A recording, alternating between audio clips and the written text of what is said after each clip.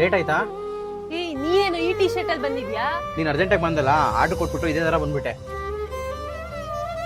ಆಯ್ ಬಿಂದು ನೀನೇನ್ ಇಲ್ಲಿ? ಇವನ್ ಯಾರು? ಇವ್ ನನ್ ಬಾಯ್ ಫ್ರೆಂಡ್. ಏನೋ ಈ ಸ್ವಿಗ್ಗಿ ಕೆಲಸ ಮಾಡೋನು ನಿಮ್ ಬಾಯ್ ಫ್ರೆಂಡಾ? ಅವನು ನನ್ನ ಫ್ರೆಂಡೇ, ಬೇಜಾರ ಮಾಡ್ಕೊಂಡು. ನೀವಿಬ್ರು ಮಾತಾಡ್ತೀರಿ, ನಾನು ಟೀ ತಗೊಂಡ್ಬರ್ತೀನಿ. ಏನ್ ಬಿಂದು ನೀನು ನಿನ್ ರೇಂಜ್ ಏನೋ ಅವ್ನ ರೇಂಜ್ ಏನೋ? ನಿಮ್ ಬ್ಯೂಟಿಫುಲ್ ಫೇಸಿಗೆ ಆ ಕರೆ ನನ್ ಮಗ ಬೇಕಾ? ಫಸ್ಟ್ ಅವ್ನಿಗೆ ಬ್ರೇಕಪ್ ಹೇಳು. ಸರಿ ನನಗೆ ಅರ್ಜೆಂಟ್ ಕೆಲಸ ಇದೆ, ಹೋಗ್ಬರ್ತೀನಿ.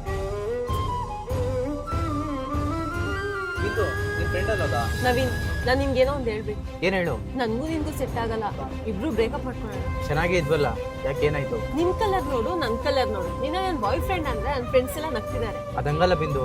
ನನ್ನ ಎಲ್ಲಾದ್ರಲ್ಲೂ ಬ್ಲಾಕ್ ಮಾಡ್ಬಿಡು, ಕಾಲು ಮೆಸೇಜ್ ಮಾಡ್ಬೇಡ. ಬಾಯ್. ಏನೋ ಮಗ ಅರ್ಜೆಂಟ್ ಬಾ ಅಂತೆ.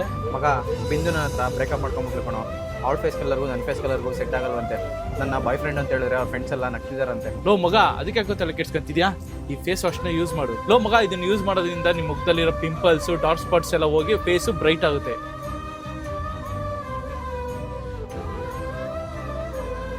ಅಲ್ಲಿ ನೋಡಿ ನೀನ್ ನೆಕ್ಸ್ಟ್ ಹೋಗ್ತಾ ಇದ್ದಾನೆ.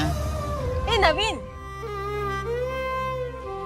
ಹಾ ಏನು? ನೀನೇನು ಅವತ್ತಷ್ಟು ಕಪ್ಕಿದ್ದೆ, ಇವತ್ತು ಇಷ್ಟೊಂದು ಬೆಳಗಾಗ್ಬಿಟ್ಟಿದ್ಯಾ? ಹೌದು, ಅದಕ್ಕೆಲ್ಲ ಕಾರಣನೇ ಈ ರೆಜಿನಾಲ್ಡ್ ಮೆನ್ ಫೇಸ್ ವಾಶ್. ಇದರಿಂದಾನೇ ನನ್ನ ಫೇಸು ಇಷ್ಟೊಂದು ಚೇಂಜ್ ಆಗಿರೋದು.